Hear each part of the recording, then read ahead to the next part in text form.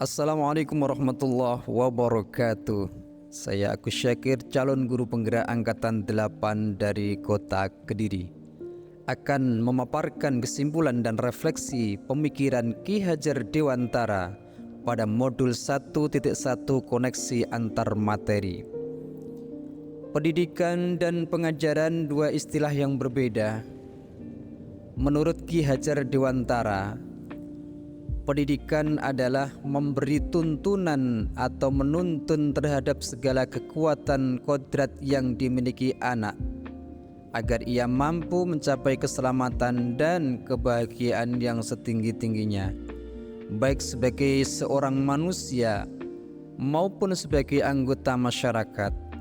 Dan pendidikan juga dapat diartikan sebagai tempat persemaian benih-benih kebudayaan dalam masyarakat. Sedangkan pengajaran adalah proses pendidikan dalam memberi ilmu atau faidah untuk kecakapan hidup anak secara lahir dan batin, dan pengajaran merupakan bagian dari pendidikan. Sebelum saya mempelajari modul 1.1 tentang pemikiran Ki Hajar Dewantara, pembelajaran yang saya lakukan adalah teaching style, yaitu gaya mengajar yang berpusat pada guru, dan guru. Murid hanya mendengarkan ketika guru menjelaskan. Metode mengajar yang monoton, hanya ceramah dan tanya jawab, terkadang membuat murid merasa jenuh dan mengantuk. Dan saya tanpa menyadari apakah murid sudah paham atau belum terhadap apa yang saya sampaikan.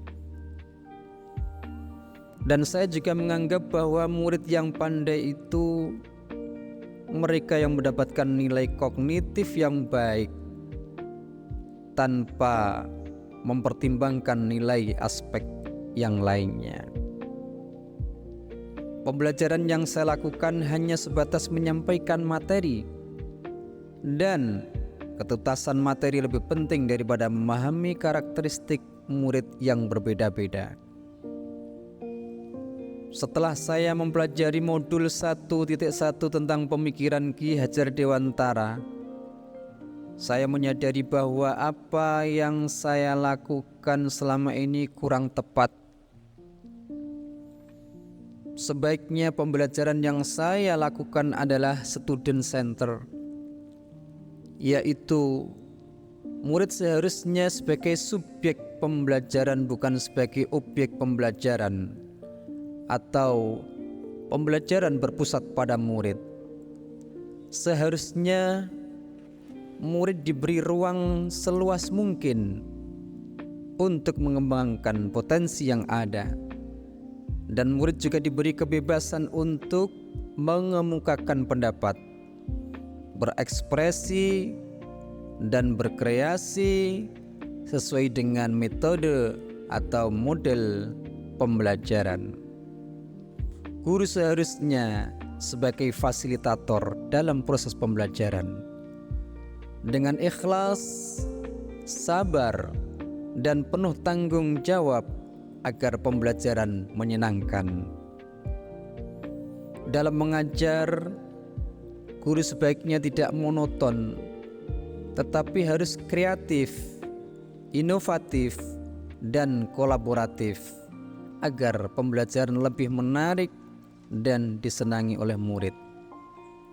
Sebagai guru, saya seharusnya melakukan proses pembelajaran secara menyeluruh, yaitu tidak hanya memperhatikan aspek nilai kognitif saja, akan tetapi juga memperhatikan nilai afektif, psikomotor, spiritual, sosial, dan budaya. Selain itu, saya juga harus mempelajari karakteristik murid, karena setiap anak dilahirkan dengan karakter yang berbeda dan memiliki kelebihan serta kekurangannya masing-masing. Yang dapat segera saya terapkan dalam pembelajaran di kelas antara lain merancang pembelajaran yang interaktif dan menyenangkan dengan melibatkan murid sesuai metode student center.